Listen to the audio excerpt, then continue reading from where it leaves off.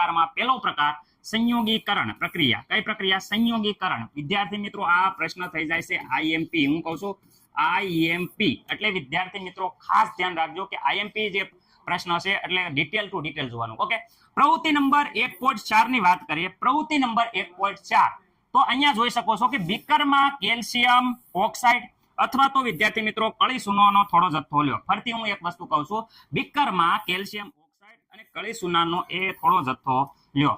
Calcium oxide નો ખબર પડે તો વિદ્યાર્થી મિત્રો જે આપણે ઘર રંગવા માટે કળી સુનો વાપરીએ છીએ એ સુનાની વાત થાય છે. બીકરમાં લીધો. હવે તમે ધીરે ધીરે એમાં પાણી ઉમેરો. વિદ્યાર્થી મિત્રો ધીરે ધીરે એમાં પાણી ઉમેરો. તો પાણી ઉમેરી અને તમે જ્યારે આકૃતિમાં દર્શાવ્યા પ્રમાણે તમે બીકરને સ્પર્શ કરો છો વિદ્યાર્થી મિત્રો, તો બીકરને સ્પર્શ કરતા આપણને ખબર પડે છે કે બીકર છે એ ગરમ છે. તમે જ્યારે સ્પર્શ કરશો ત્યારે વિદ્યાર્થી મિત્રો બીકર ગરમ લાગશે.